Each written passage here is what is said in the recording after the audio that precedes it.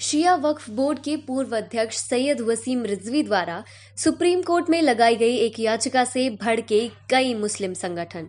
याचिका में रिजवी ने कहा है कि कुरान की 26 आयतों को हटा देना चाहिए क्योंकि उनके जरिए आतंकवाद और हिंसा को बढ़ावा मिलता है। इसके बाद अब कुछ मौलानाओं ने रिजवी का सर काट कर लाने वाले को 20,000 रुपए इनाम देने की घोषणा की है।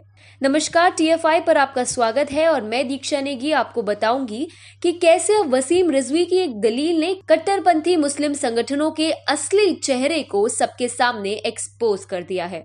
कुछ कट्टरपंथी अपने मजहब को लेकर इतने असहज होते हैं कि बदलाव का हल्का सा झोंका चलने पर भी वे हिंसा और गुंडागर्दी करने पर उतारू हो जाते हैं। ऐसा ही कुछ अभी हाल ही में देखने को मिला है, जब शिया वक्फ बोर्ड के पूर्व अध्यक्ष सैयद वसीम रिजवी द्वारा सुप्रीम कोर्ट में दायर एक याचिका के बदले कट्टरपंथी मुसलमानों ने उनका सर कलम करके लाने वाले को इनाम देने की घोषणा कर डाली। लेकिन याचिका में ऐसा भी क्या था जिसके कारण कट्टरपंथी मुसलमान सैयद वसीम रिजवी के खून के प्यासे हुए पड़े हैं। दरअसल वसीम रिजवी ने सुप्रीम कोर्ट में कुरान की 26 आयतों को हटाने के संबंध में याचिका दाखिल की है। कुरान के अंदर कुछ आयतें ऐसी हैं जो आतंक को बढ़ावा देती हैं, वायलेंस टीचिंग हम कहें उसको एक तरह से, वो कुरान के अंदर इस तरह की बातें हैं। वसीम रिजवी के अनुसार अल्लाह के संदेश दो तरह के नहीं हो सकते। तीनों खलीफाओं ने ताकत का इस्तेमाल किया, इसी से कुरान में तब्दीली करके इस तरह की आयतों को डाला गया और दुनिया के लिए जारी कर दिया गया। इसकी 26 आयतें इंसानियत के मूल सिद्धांतों को नकारती हैं और धर्म के नाम पर नफरत, घृणा, हत्या, खून खराबा फैलाती हैं। वसीम रिजवी ने अपनी याचिका में आगे ये भी कहा, जब पूरे कुरान पाक में अल्लाह ताला ने भाईचारे, प्रेम, खुलूस, न्याय, समानता, क्षमा, सहिष्णुता की बातें कही है, तो इन 26 आयतों में कत्ल व गारत, नफरत और कट्टरपन बढ़ाने वाली बातें कैसे कह सकते हैं।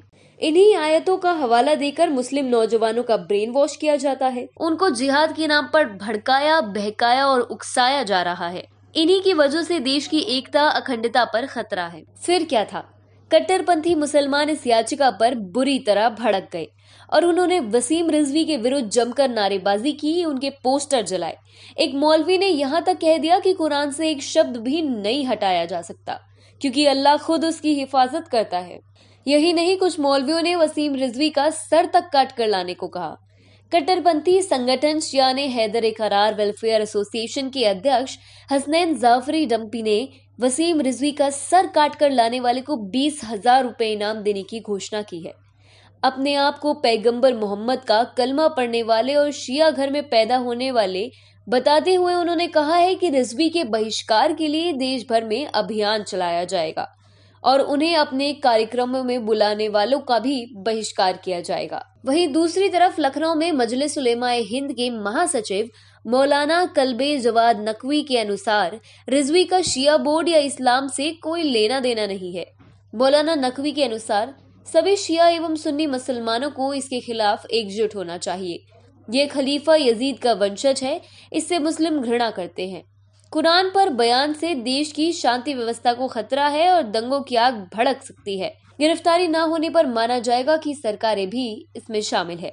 ऐसे में यह कहना गलत नहीं होगा कि सैयद वसीम रिजवी ने अपनी याचिका से कहीं न कहीं कट्टरपंथियों की घिनौनी सोच को एक बार फिर उजागर किया है। जहां एक और फ्रांस कट्टरपंथी इस्लाम के विरुद्ध निर्णायक युद्ध लड़ने के लिए तैयार है, तो वहीं भारत को भी इस दिशा में आगे बढ़ना चाहिए और वसीम रिजवी जैसे लोगों द्वारा इस्लाम में सुधार को भी बढ़ावा देना चाहिए।